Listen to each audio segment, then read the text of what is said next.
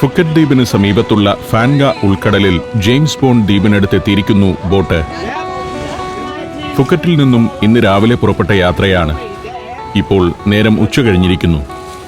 അതിമനോഹരമാണ് James bond island. പ്രാദേശികമായി കാവോ ping can എന്നാണ് ഈ ദ്വീപ് അറിയപ്പെടുന്നത്. ജെയിംസ് ബോണ്ട് ചിത്രമായ the man with the golden gun ഈ ദ്വീപിൽ വെച്ച് ഷൂട്ട് ചെയ്തതോടെയാണ് ഇതിന് ജെയിംസ് ബോണ്ട് ഐലൻഡ് എന്ന പേര് ലഭിച്ചത്. മരം കൊണ്ട് നിർമ്മിച്ച ചെറിയൊരു ബോട്ട് ജെയിംസ് ബോണ്ട് ഐലൻഡിലേക്ക് ഞങ്ങളെ കൊണ്ടുപോകാനെത്തിയിരിക്കുന്നു. വലിയ സൗകര്യമൊന്നുമുള്ള ബോട്ടല്ല. 30ഓളം പേർക്ക് യാത്ര ചെയ്യാം.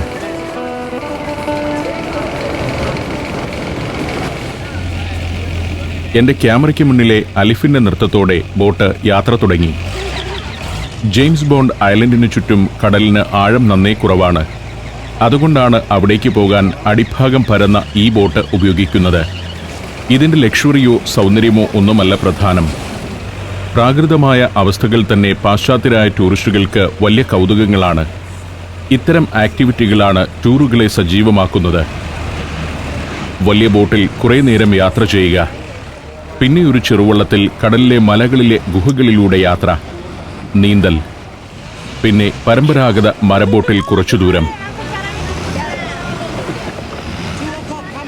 ജെയിംസ് ബോണ്ട് ഐലൻഡിലേക്ക് അടുക്കുമ്പോൾ ഇവിടെയും മലയുടെ കീഴെ വലിയ പൊത്തുകൾ കാണാം.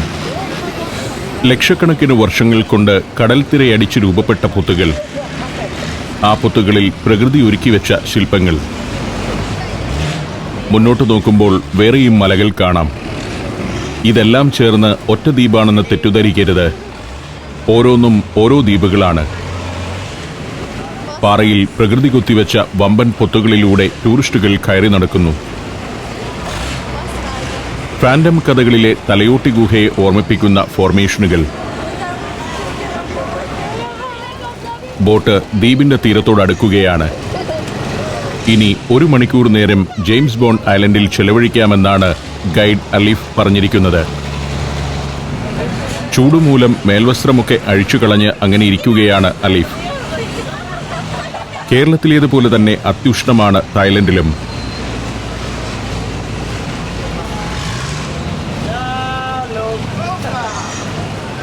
ഒരു ബോട്ട് നിറയെ ആളുകളുമായി കടവിൽ കിടപ്പുണ്ട്. അതവിടെ നിന്ന് പോയാലേ ഞങ്ങളുടെ ബോട്ടിന് അവിടേക്ക് അടുക്കാനാവൂ. ഒരു ബോട്ട് അകലുമ്പോഴേക്കും മറ്റൊന്ന് എത്തിക്കൊണ്ടിരിക്കുന്നു. ഈ ബോട്ടുകളിൽ വരുന്ന ഓരോ ടൂറിസ്റ്റും ഇന്ന് 3000ഓളം രൂപ ഈ യാത്രയ്ക്കായി മുടക്കിയിട്ടുണ്ട്. ചുരുങ്ങിയത് 5000 ടൂറിസ്റ്റുകളെങ്കിലും ഇന്നൊരു ദിവസം ഇവിടെ എത്തിയിരിക്കും. അപ്പോൾ ഇന്നൊരു ദിവസം ഈ ഉൾക്കടൽ യാത്രയിലൂടെ മാത്രം തായ്ലൻഡിലേക്ക് എത്തിച്ചേരുന്ന പണം എത്രയാവുമെന്ന് ചിന്തിക്കുക. ജെയിംസ് ബോണ്ട് ഐലൻഡിലേക്ക് കാലുകുത്തിയിരിക്കുന്നു. ദ്വീപിന്റെ ബോട്ട് കടവ് മാത്രം കല്ലുകെട്ടി കോൺക്രീറ്റ് ചെയ്ത് വൃത്തിയാക്കി വെച്ചിട്ടുണ്ട്. മറ്റുള്ളതെല്ലാം പ്രകൃതിദത്ത അവസ്ഥയിൽ തന്നെയാണ്. എന്റെ ഫോട്ടോഗ്രാഫിക്ക് ഏറ്റവും അനുയോജ്യമായ തെളിഞ്ഞ ദിവസവുമാണ് ഇന്ന്. നല്ല വെയിൽ. പ്രകൃതിക്കാകെ തന്നെ ഒരു പ്രസന്നഭാവം. ചൂട് അസഹ്യമാണെന്നതാണ് ഞാൻ നേരിടുന്ന പ്രശ്നം. അല്പം ചൂട് കൂടുതലാണെന്നത് പ്രേക്ഷകർ സ്വീകരണ മുറിയിലിരുന്ന് സഞ്ചാരം കാണുമ്പോൾ അറിയുന്നില്ല എന്നതുകൊണ്ട് എനിക്കും അതൊരു പ്രശ്നമല്ല. മറ്റു യാത്രികരും അലിഫുമെല്ലാം മറ്റേതെല്ലാമോ വഴികളിലൂടെ പോയി മറഞ്ഞിരിക്കുന്നു. ഞാൻ ജെയിംസ് ബോണ്ട് ഐലൻഡിന്റെ കാഴ്ചകളിലേക്ക് ഇറങ്ങുകയാണ്. ഇവിടെ ബോട്ട് ജെട്ടിയിൽ നിന്നും കയറി വരുന്ന ഭാഗത്ത് ഒരു നെടുംപുരയുണ്ട്. അതിൽ നിറയെ കടകളാണ്.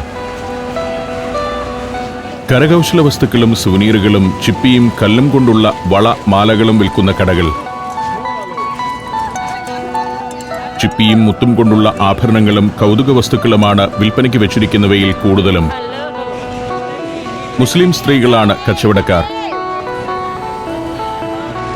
ഫുക്കറ്റിന്റെ തീരമേഖലകളിലും സമീപ ദ്വീപുകളിലുമെല്ലാം ധാരാളം മുസ്ലിം കുടുംബങ്ങളുണ്ട്.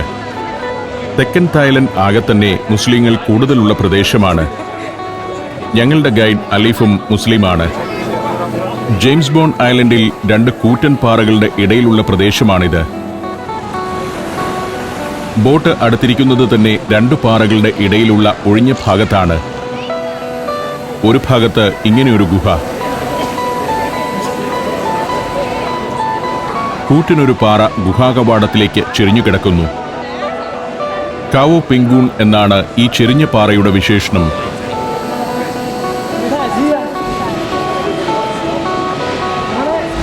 ആവോഫാങ്ങ നാഷണൽ പാർക്കിന്റെ ഭാഗമാണ് ഈ പ്രദേശങ്ങളെല്ലാം. അതുമായി ബന്ധപ്പെട്ട ചില ഫലകങ്ങൾ പാറയിലുണ്ട്. പാറയുടെ ചെരുവിലൂടെ ഞാൻ ജെയിംസ് ബോണ്ട് ഐലൻഡിന്റെ ഗുഹയിലേക്ക് നടന്നു. വലിയൊരു ഗുഹയാണ് ഇതിനുള്ളിലുള്ളത്. പതിറ്റാണ്ടുകളായി ടൂറിസ്റ്റുകൾ നടന്ന് ഗുഹാവഴിയിലെ മണ്ണെല്ലാം ഉറച്ചിരിക്കുന്നു. കടൽത്തിര മലയിലേക്ക് അടിച്ചു കയറിയും ചുണ്ണാമ്പുകല്ല് അലിഞ്ഞു തീർന്നും ലക്ഷക്കണക്കിന് വർഷങ്ങൾ കൊണ്ട് രൂപപ്പെട്ടതാണ് ഈ ഗുഹ. ശരിക്കും മനോഹരമായ തീരങ്ങളും ഇത്തരം ഗുഹകളും മലകളും ദ്വീപുകളുമെല്ലാം ചേർന്നാണ് ഫുക്കറ്റ് ഒരു ടൂറിസം ഡെസ്റ്റിനേഷനായി വളർന്നത്. തിരയടിച്ച് രൂപപ്പെട്ട ഫോർമേഷനുകൾ ഈ ഗുഹയിലൂടെ അങ്ങനെ നടക്കുമ്പോൾ മുകൾ തട്ടിൽ കാണാം. പല ഗുഹകളുണ്ട് ഇവിടെ. 2 മലകൾ ചേർന്നതാണ് കാവോ പിങ്കാൻ എന്ന ജെയിംസ് ബോണ്ട് ഐലൻഡ്. 2 മലകളിലുമുണ്ട് ഗുഹകൾ. 1974 പുറത്തിറങ്ങിയ ജെയിംസ് ബോണ്ട് ചിത്രമായ the man with the golden ഗണ്ണിൽ ബോണ്ടിന്റെ എതിരാളി ഫ്രാൻസിസ്കോ സ്കാരമംഗയുടെ ഒളിവിടമാണ് ഈ ഗുഹകൾ. 1997 പുറത്തുവന്ന ജെയിംസ് ബോണ്ട് ചിത്രം ടുമോറോ നെവർ ഡൈസിലും ഇവിടം ഒരു ലൊക്കേഷനായിരുന്നു. ഒരു ദിവസം ചുരുങ്ങിയത് 5000 ടൂറിസ്റ്റുകൾ ഇവിടെ എത്തുന്നുണ്ടെന്നാണ് കണക്ക്. അപ്പോൾ ഒരു മാസവും വർഷവും വരുന്ന സഞ്ചാരികൾ എത്രയായിരിക്കും? തോരാ മഴ പെയ്യുന്ന മൺസൂണിൽ മാത്രമാണ് ആളുകളുടെ വരവ് അല്പം കുറയുക. ജനവാസമില്ലാത്ത ഈ ദ്വീപ് പകൽ നേരങ്ങളിൽ ആകെ ഒരു ഉത്സവപ്പറമ്പാകുന്നു. പലയിടത്തും വിശ്രമ മണ്ഡപങ്ങൾ, കൂൾ ബാറുകൾ, സുവനീർ കടകൾ എന്നിവയെല്ലാം ഉണ്ട്. ഞങ്ങൾ വന്ന ബോട്ട് നിർത്തിയിട്ടിരിക്കുന്നതിന്റെ നേരെ എതിർവശത്തുള്ള ബീച്ചിലേക്കാണ് ഇപ്പോൾ നടന്നെത്തിയിരിക്കുന്നത്. സുന്ദരമായ ഒരു ബീച്ച്, ചുറ്റും ഉയർന്നു നിൽക്കുന്ന പാറക്കെട്ടുകൾ, അതിനു നടുവിൽ ഒരു തളികയെന്നോണം കിടക്കുകയാണ് ഉൾക്കടൽ ഭാഗം. സഞ്ചാരത്തിനിടയിൽ ഞാൻ കണ്ടിട്ടുള്ള ഏറ്റവും സുന്ദരമായ പ്രദേശങ്ങളിലൊന്ന് ഇതാണെന്ന് പറയാം. ശാന്തസുന്ദരമായ ഒരു കൊച്ചു കടൽ തീരം. ചുറ്റും പാറക്കെട്ടുകൾ സംരക്ഷണ കവചം തീർക്കുന്നതിനാൽ കൊടുങ്കാറ്റോ കടൽക്ഷോഭമോ ഒന്നും ബാധിക്കാത്ത ഒരിടം തന്നെയാണിത്. തളിക പോലെ കിടക്കുന്ന ജലാശയത്തിന് മധ്യത്തിൽ സ്തംഭം നാട്ടിയതുപോലെ ഒരു പാറ. കോ തബു എന്നാണ് തായ് ഭാഷയിൽ അതറിയപ്പെടുന്നത്. ചെറിയൊരു പാറക്കെട്ടൊന്നുമല്ല. 66 അടി, അതായത് 20 മീറ്റർ ഉയരമുണ്ട് അതിന്. പ്രകൃതിയുടെ ഒരു ഇൻസ്റ്റലേഷൻ. ചുവട്ടിൽ കിടക്കുന്ന ബോട്ടുകളുമായി താരതമ്യം ചെയ്യുമ്പോഴാണ് കോ തബുവിന്റെ വലിപ്പം മനസ്സിലാവുന്നത്. കല്ലിന്റെ താഴെ ഭാഗത്തിന് 4 മീറ്ററാണ് വ്യാസമെങ്കിൽ മുകൾ ഭാഗത്തെത്തുമ്പോൾ 8 മീറ്റർ ആവുന്നു. കോ തബു ഇവിടെ ഉള്ളതുകൊണ്ട് കൂടിയാണ് വലിയ ബോട്ടുകൾക്ക് ഇവിടേക്ക് പ്രവേശനം അനുവദിക്കാത്തത്. ബോട്ടുകൾ വരുമ്പോൾ തിരത്തള്ളലുണ്ടായി പാറയുടെ അടിഭാഗം തേഞ്ഞു തീർന്ന് പാറ മറിഞ്ഞു വീഴാൻ സാധ്യതയുണ്ടെന്ന് ഗവേഷകർ മുന്നറിയിപ്പ് നൽകിയിട്ടുണ്ട്. ഇതാണ് ജെയിംസ് ബോണ്ട് ഐലൻഡിന്റെ ഐക്കൺ എന്ന് പറയാം. ഇങ്ങനെയൊക്കെ പ്രകൃതി അത്ഭുതങ്ങൾ നൽകിയിരിക്കുന്ന നാടുകളും ലോകത്തുണ്ടെന്ന് നാം തിരിച്ചറിയണം. കേരളം ദൈവത്തിന്റെ സ്വന്തം നാടെന്ന് പറയുമ്പോൾ തന്നെ ദൈവത്തിന് ധാരാളം നാടുകൾ സ്വന്തമായിട്ടുണ്ടെന്നാണ് ഓരോ യാത്രയും കഴിയുമ്പോൾ ഞാൻ തിരിച്ചറിയുന്നത്. ഞങ്ങളുടെ ബോട്ട് വന്നെടുത്ത ഭാഗമല്ല ഇത്. അതിന്റെ നേരെ എതിർഭാഗത്തും കടൽ ടൂറിസ്റ്റുകളുടെ കളിത്തട്ടായിരിക്കുന്നു. എത്ര കണ്ടാലും മതിവരാത്ത ഒരു ഫോട്ടോഗ്രാഫർക്ക് എത്ര ചിത്രീകരിച്ചാലും മതിയാവാത്ത കാഴ്ചകൾ. കുടുംബവുമൊത്താണ് ഭൂരിഭാഗം സഞ്ചാരികളും ഈ ടൂറിനൊക്കെ എത്തുന്നത്. കിട്ടിയ നേരത്ത് ഒന്ന് കടലിൽ മുങ്ങാനിറങ്ങിയ ഇങ്ങനെ ചിലരുമുണ്ടിവിടെ. നല്ല ചൂടുള്ള അന്തരീക്ഷമാണ്. മനോഹരമായ ഈ പ്രദേശത്തു നിന്നും മടങ്ങാൻ നേരമായെന്നാണ് അലീഫ് ആൾക്കൂട്ടത്തിനിടയിലൂടെ നടന്ന് ഞങ്ങളുടെ സംഘാംഗങ്ങളോട് പറയുന്നത്. ഓരോ ദിവസവും എത്രയെത്ര ടൂറിസ്റ്റുകളാണ് ഇവിടെ എത്തുന്നതെന്ന ചിന്തയോടെയാണ് എന്റെ നടത്തം. തായ്ലൻഡിലേക്ക് മലയാളികൾ യാത്ര പോയി തുടങ്ങിയിട്ടുണ്ടെങ്കിലും അവരിൽ നല്ലൊരു ശതമാനവും ഫുക്കറ്റ് ദ്വീപിനെ ഒഴിവാക്കുകയാണ് ചെയ്യുന്നത്. പോകേണ്ട ഒരിടം തന്നെയാണ് ഫുക്കറ്റ്. 3 ദിവസമെങ്കിലും കുടുംബസമേതം ആസ്വദിക്കാവുന്ന ഒരു യാത്രയായിരിക്കും അത്. ഇത്തരം ദ്വീപുകളിലേക്കുള്ള ഒരു ബോട്ട് യാത്രയാകട്ടെ, വില്ലേജ് ടൂർ ആകട്ടെ, അതെല്ലാം ഏതൊരു സഞ്ചാരിയെയും രസിപ്പിക്കുന്നതാണ്. ഇവിടുത്തെ ബോട്ടുകളെല്ലാം വലിയ തോതിലുള്ള ശബ്ദ അന്തരീക്ഷ മലിനീകരണം ഉണ്ടാക്കുന്നുണ്ട്. വലിയ തോതിൽ ഡീസൽ ഉപയോഗിക്കുന്ന ഒരുതരം ബോട്ടുകളാണിത്. അരനൂറ്റാണ്ട് പഴക്കമുണ്ട് അവയുടെ എഞ്ചിനെന്ന് തോന്നും. അതെല്ലാം മാറ്റി ബാറ്ററി കൊണ്ട് പ്രവർത്തിക്കുന്ന ബോട്ടുകൾ ഇവിടെ വരേണ്ടിയിരിക്കുന്നു എന്ന കാര്യത്തിൽ സംശയമില്ല. ഇതാണ് ബോട്ടിന്റെ എഞ്ചിൻ. അത് ഒരിടത്ത് ഉറപ്പിച്ചു വെച്ചിരിക്കുകയല്ല. ബോട്ട് തിരിക്കാനായി എഞ്ചിനാണ് തിരിക്കുന്നത്. ബോട്ട് നിയന്ത്രിക്കുന്നയാൾ ഒരു മല്ലനായിരിക്കണമെന്ന് സാരം. ഓരോ തവണയും ആക്സിലേറ്റർ കൊടുക്കുമ്പോൾ കട്ടിയുള്ള പുകയാണ് പുറത്തേക്ക് വമിക്കുന്നത്. ഇതെല്ലാം കൂടി വലിയ തോതിലുള്ള മലിനീകരണമാണ് ഉണ്ടാക്കുന്നത്. ഇത് പരിഹരിക്കാനുള്ള വഴി കൂടി തായ് ഗവൺമെന്റ് ചിന്തിക്കേണ്ടിയിരിക്കുന്നു.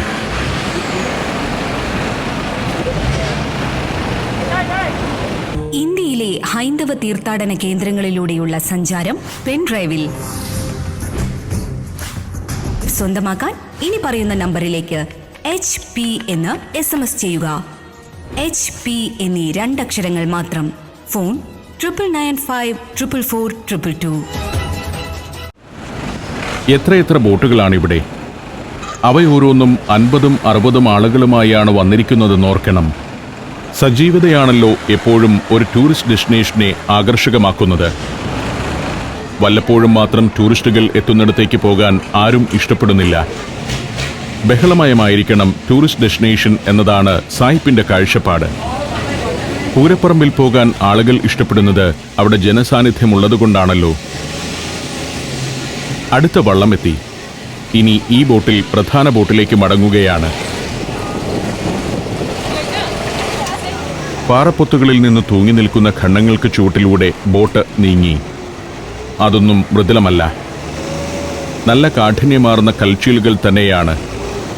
കടലിന് വർഷങ്ങൾ കൊണ്ട് ഏത് കരിമ്പാറയെയും അലിയിക്കാനും അതിൽ കൊത്തുപണികൾ നടത്താനുമുള്ള കഴിവുണ്ടെന്ന് തെളിയിക്കുകയാണ് ഇവിടം. ജെയിംസ് ബോണ്ട് ഐലൻഡിനോട് യാത്ര പറയുകയാണ്. ഒരു സിനിമയുടെ ഷൂട്ടിംഗ് ലൊക്കേഷൻ ആയതിലൂടെ പേരു തന്നെ മാറിപ്പോയ കഥയാണ് ഈ ദ്വീപിന് പറയാനുള്ളത്. പാശ്ചാത്യരായ ടൂറിസ്റ്റുകളെ വൻതോതിൽ ഇവിടേക്ക് ആകർഷിക്കാൻ ജെയിംസ് ബോണ്ട് ഐലൻഡ് എന്ന പേര് ഏറെ ഉപകരിക്കുകയും ചെയ്തിട്ടുണ്ട്. ജെയിംസ് ബോണ്ട് ചലച്ചിത്ര പരമ്പരയിലെ 9ാമത്തെ ചിത്രമായിരുന്നു 1974 പുറത്തുവന്ന the man with the golden gun. Hong Kong, Macau, തായ്ലൻഡിന്റെ മറ്റു ഭാഗങ്ങൾ എന്നിവിടങ്ങളിൽ വെച്ചാണ് ചിത്രം ഷൂട്ട് ചെയ്തത്. ചിത്രത്തിലെ വില്ലൻ ഫ്രാൻസിസ്കോയുടെ ഒളിത്താവളത്തിനുള്ള സംവിധായകന്റെ അന്വേഷണമാണ് ഒടുവിൽ പ്രകൃതിസുന്ദരവും ഒട്ടൊരു നിഗൂഢവുമായ കോ പിൻ കാൻ എന്ന ദ്വീപിൽ എത്തിനിന്നത്. വലിയ ബോട്ട് പുറംകടലിലാണ് കിടക്കുന്നത്. അവിടം ലക്ഷ്യമാക്കി യാത്ര തുടരുകയാണ്. പിന്നിൽ ജെയിംസ് ബോണ്ട് ഐലൻഡ്. ഇനിയും എത്രയോ സഞ്ചാരികളെ സ്വീകരിക്കാൻ ഒരുങ്ങി അതങ്ങനെ നിൽക്കുന്നു. ഇതാണ് ഞങ്ങളുടെ ബോട്ട്. ജെയിംസ് ബോണ്ട് ചിത്രത്തിന്റെ ലൊക്കേഷനായി ഇവിടം മാറിയതോടെ ഹോളിവുഡിലെയും ഇന്റർനാഷണൽ സിനിമാ രംഗത്തെയും പ്രമുഖ സംവിധായകർ ഫുക്കറ്റിനെ നോട്ടമിട്ടു. ടൂറിസം പോലെ തന്നെ അന്യരാജ്യങ്ങളിൽ നിന്നുള്ള സിനിമാ ഷൂട്ടിങ്ങിന് ലൊക്കേഷൻ ഒരുക്കലും ഇപ്പോൾ തായ്ലൻഡിന് ഒരു വരുമാന മാർഗമാണ്. Cutthroat island, heaven and earth, the beach, around the world in 80 days, star wars, the impossible തുടങ്ങി നിരവധിയായ ചിത്രങ്ങൾക്കാണ് കടലും കരയും ചേരുന്ന തായ് ദ്വീപുകളുടെ സവിശേഷ മനോഹാരിത പശ്ചാത്തലമായത്. ലോകമെങ്ങും പ്രേക്ഷക ശ്രദ്ധ നേടിയ ചിത്രങ്ങളായിരുന്നു അതെല്ലാം. വീണ്ടും എരിന്ത എന്ന ബോട്ടിന്റെ അപ്പർ ഡെക്കിലേക്ക് എത്തിയിരിക്കുന്നു. ആളുകളെല്ലാം അല്പം ക്ഷീണിതരാണെന്ന് തോന്നുന്നു. ഉച്ചഭക്ഷണത്തിന്റെ ആലസ്യവും ബോട്ട് യാത്രയും വെയിലും ചൂടുമെല്ലാമാവാം കാരണം. ബോട്ട് യാത്ര തുടരുകയാണ്. അപ്പോഴും ദ്വീപിനരികിലേക്ക് ടൂറിസ്റ്റുകളുമായി ബോട്ടുകൾ അടുത്തുകൊണ്ടിരിക്കുന്നത് കാണാം. കടലിൽ ഉയർന്നു നിൽക്കുന്ന കൂറ്റൻ പർവ്വതനിരകൾ, അതെല്ലാം ഓരോ ദ്വീപുകളാണെന്നറിയുമ്പോഴാണ് ആശ്ചര്യപ്പെട്ടു പോവുക. 400 ചതുരശ്ര കിലോമീറ്റർ വിസ്തൃതിയുള്ളതാണ് ഫാങ്ഗ ഉൾക്കടൽ. അതിൽ 100-ലധികം ദ്വീപുകളുണ്ട്. ദ്വീപുകളിൽ പലതും അവയുടെ സൗന്ദര്യം, ആകൃതി എന്നിവയുടെ അടിസ്ഥാനത്തിൽ ഗിന്നസ് ബുക്ക് ഓഫ് റെക്കോർഡ്സിൽ സ്ഥാനം പിടിച്ചിട്ടുള്ളവയുമാണ്.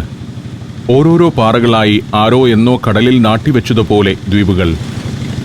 ഇപ്പോൾ അതെല്ലാം സംരക്ഷിത ദ്വീപുകളാണ്.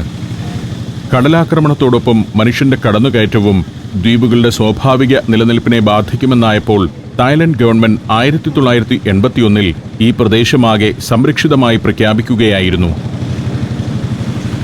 ഇപ്പോൾ ആവോ ഫാങ്ഗ നാഷണൽ പാർക്കിന്റെ ഭാഗമാണ് ഫാൻഗ ഉൾക്കടലും. ഫാൻഗ എന്നത് ഉൾക്കടലിന്റെ തീരത്തെ ഒരു പട്ടണമാണ്. അതിൽ നിന്നുമാണ് ഉൾക്കടലിനും ആ പേര് ലഭിച്ചത്. മലാക്ക കടലിടുക്ക് മുതൽ ഫുക്കറ്റ് ദ്വീപിന്റെ തീരം വരെയും തെക്കൻ തായ്ലൻഡിലെ മലൈ പെനിൻസുല വരെയും വ്യാപിച്ചു കിടക്കുകയാണ് ഫാൻഗ ഉൾക്കടൽ. അപൂർവമായ ജൈവ വൈവിധ്യത്തിന്റെ കേന്ദ്രമാണ് ഇവിടുത്തെ ഓരോ ദ്വീപുകളും.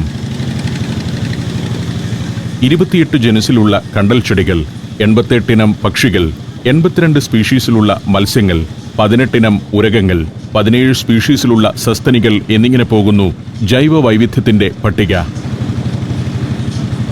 വന്ന വഴിയേ അല്ല, അല്പമൊന്ന് വളഞ്ഞു ചുറ്റിയാണ് പോകുന്നത്. ഇത്തരത്തിൽ സവിശേഷമായ കുറെ പാറക്കെട്ടുകൾ മടക്കയാത്രയിൽ കാണാം. പലതും ഒറ്റപ്പാറകൾ തന്നെയാണെന്നതാണ് പ്രത്യേകത. എല്ലാ ദ്വീപിനും തന്നെ പേരുകളുണ്ട്. ഇവയിൽ ചിലതിലാകട്ടെ പുരാതനമായ ക്ഷേത്രങ്ങളുമുണ്ട്. നൂറ്റാണ്ടുകളായി ബുദ്ധമതക്കാരുടെ തീർത്ഥാടന കേന്ദ്രങ്ങളാണ് അത്തരം ദ്വീപുകൾ. കാഴ്ചകൾ കണ്ട് ചില സംഘങ്ങൾ സ്പീഡ് ബോട്ടിൽ മടങ്ങുന്നു. ബോട്ടിൽ ചായയും ലഘുഭക്ഷണവുമെല്ലാം ഒരുക്കി വെച്ചിട്ടുണ്ട്. യാത്രികർക്ക് യഥേഷ്ടമെടുത്ത് കഴിക്കാം. പെണ്ണുങ്ങളുമായാണ് അലീഫിന് കൂടുതൽ ചങ്ങാത്തം. അവരെ അണിയിച്ചൊരുക്കുക, തലപ്പാവണിയിക്കുക, അവരുടെ കൂടെ നിന്ന് ഫോട്ടോ എടുക്കുക തുടങ്ങിയവയെല്ലാം ആശാന്റെ വിനോദങ്ങൾ. ആളൊരു രസികനാണ്. അതുകൊണ്ട് സ്ത്രീകൾക്കും വലിയ കാര്യമാണ് അലീഫിനെ. 2 സ്ത്രീകളെ സുൽത്താനമാരായി വേഷം കെട്ടിച്ചിരിക്കുന്നു. മടക്കയാത്രയിൽ സന്ദർശകർ ബോറടിക്കാതിരിക്കാനുള്ള പരിപാടികളാണ് ഇതെല്ലാം. അത് ആളുകളെ രസിപ്പിക്കുന്നുമുണ്ട്. ഞാനെപ്പോഴും പുറത്തെ കാഴ്ചകൾ പകർത്തിക്കൊണ്ടിരുന്നു. ഇപ്പോൾ നാക്ക എന്ന ദ്വീപിനോട് അടുക്കുകയാണ്. അതാണ് ബോട്ടിന്റെ അടുത്ത സ്റ്റോപ്പ്. നാക്ക ദ്വീപിന് സമീപം 1 മണിക്കൂർ ചെലവഴിക്കാം. കടലിൽ നീന്താം, കാനോയിൽ തുഴഞ്ഞു പോകാം, ബീച്ചിൽ സൂര്യസ്നാനം ചെയ്യാം. 2 പാറക്കെട്ടുകളുടെ ഒരു കോംപ്ലക്സാണ് നാക്ക ഐലൻഡ്. അതിൽ നിന്ന് അല്പം വിട്ടുമാറി മറ്റൊരു ചെറു ദ്വീപ് കൂടിയുണ്ട്. ആഴം കുറഞ്ഞ കടൽഭാഗമായതിനാൽ ബോട്ട് തീരത്തേക്ക് അടുക്കുകയില്ല. ബോട്ട് ദ്വീപിനോടടുത്തതോടെ യാത്രികർ വെള്ളത്തിലേക്ക് ചാടിത്തുടങ്ങിയിരിക്കുന്നു. പുരുഷന്മാരെക്കാൾ സാഹസികരാണ് സ്ത്രീകളെന്ന് തോന്നി. റബ്ബർ വള്ളങ്ങളൊന്നും ആർക്കും ആവശ്യമില്ല. എല്ലാവരും വെള്ളത്തിൽ ചാടി മലർന്നു കിടക്കുന്നു. സായിപ്പിന് ഇതിൽ പരം ആഘോഷം മറ്റൊന്നില്ല. നല്ല വെയിലും ചൂടുമുള്ള അന്തരീക്ഷം. നല്ല തണുത്ത കടൽ ജലത്തിലെ നീരാട്ട് ഏറെ സുഖപ്രദം തന്നെയാണ്. 2 വയസ്സു തികയാത്ത കുഞ്ഞിനെ പോലും ലൈഫ് ജാക്കറ്റും അണിയിച്ച് കടലിലിറക്കിയിട്ടുണ്ട്.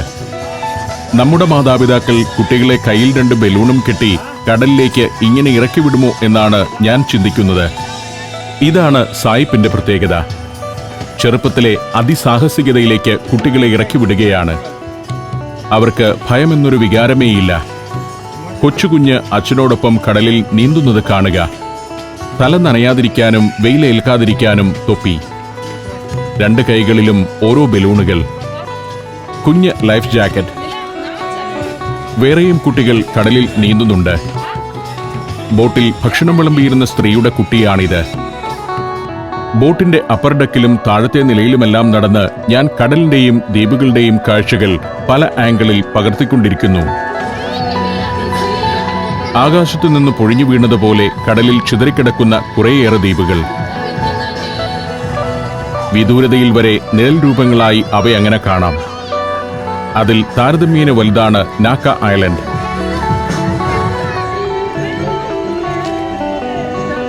അടുത്ത ഒരു ബോട്ട് കൂടി ആളുകളുമായി എത്തിയിരിക്കുന്നു. അതിൽ നിന്നും റബ്ബർ ബോട്ടുകൾ ഇറക്കുകയാണ്.